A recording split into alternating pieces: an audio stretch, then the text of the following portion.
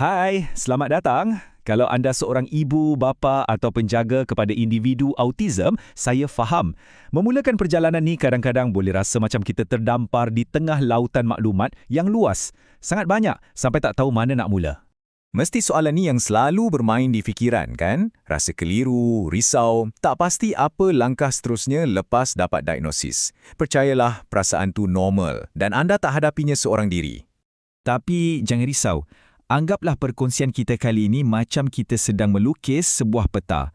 Satu panduan yang jelas dan mudah untuk kita sama-sama faham selok-belok dunia sokongan ni satu persatu.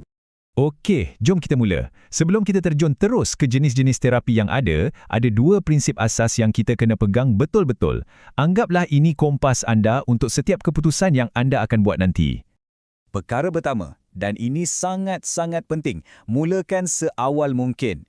Kajian demi kajian dah buktikan benda yang sama. Diagnosis dan intervensi awal memberikan impak positif yang paling besar untuk perkembangan kemahiran anak dan masa depan mereka. Dan prinsip kedua, yang sama pentingnya, setiap individu dengan gangguan spektrum autism itu unik. Betul-betul unik. Jadi, plan sokongan mereka pun mestilah unik, direka khas untuk keperluan dan kekuatan mereka. Tak ada satu acuan yang sesuai untuk semua orang. Sekarang, bila kita dah pegang dua prinsip tadi, jom kita zoom out sikit dan tengok gambaran yang lebih besar. Bila kita faham kategori-kategori utama ni, lebih senang kita nak susun atur semua pilihan yang ada. Secara kasarnya, kita boleh bahagikan sokongan kepada 4 bahagian besar. Pertama, kita ada terapi untuk bina kemahiran, macam kemahiran bercakap. Kedua, sokongan untuk tingkah laku dan emosi. Ketiga, bantuan praktikal untuk urusan harian dan di sekolah.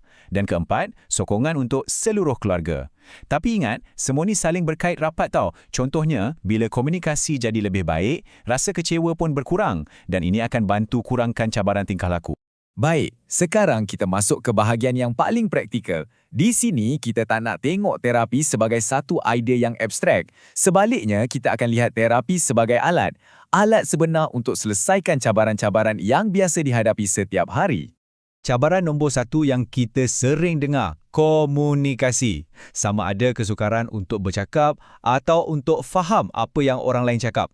Dan ini selalunya jadi punca utama rasa frustrasi untuk anak dan juga untuk kita.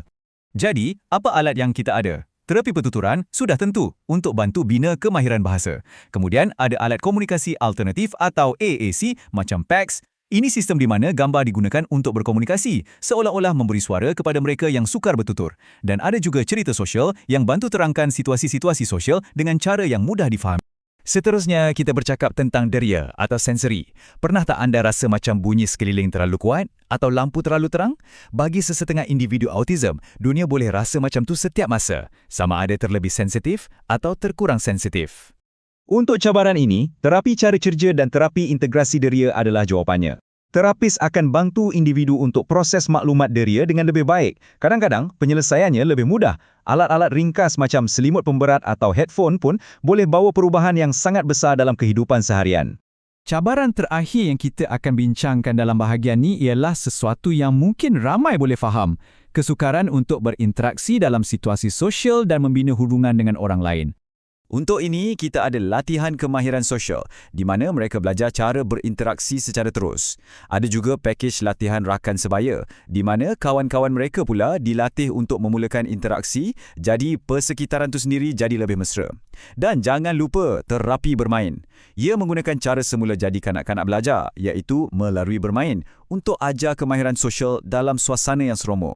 Okey, kita dah tahu cabaran-cabarannya, kita pun dah tengok alat-alat penyelesaiannya. Persoalannya sekarang, macam mana kita nak gabungkan semua ini? Jawapannya mudah. Anda tak perlu buat seorang diri. Anda perlu bina sebuah pasukan.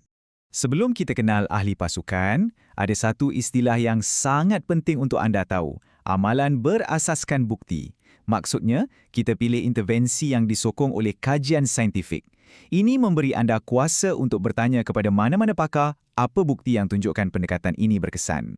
Pasukan anda ni mungkin ada ramai pakar. Ada ahli terapi tingkah laku yang mungkin guna pendekatan macam ABA untuk ajar kemahiran baru. Ada patologis pertuturan bahasa yang fokus pada komunikasi. Ada ahli terapi cara kerja untuk bantu urusan harian dan isu deria. Masing-masing ada peranan mereka tapi semuanya bekerjasama untuk matlamat yang sama.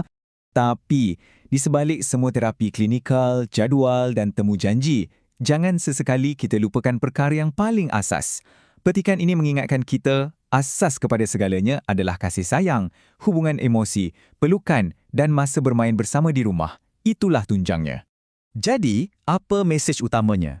Anda, ibu bapa, penjaga, andalah pakar sebenar tentang anak anda.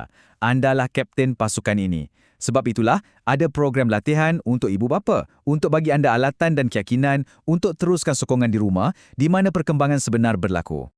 Selepas semua perkongsian ini, mungkin rasa macam banyak sangat benda nak buat.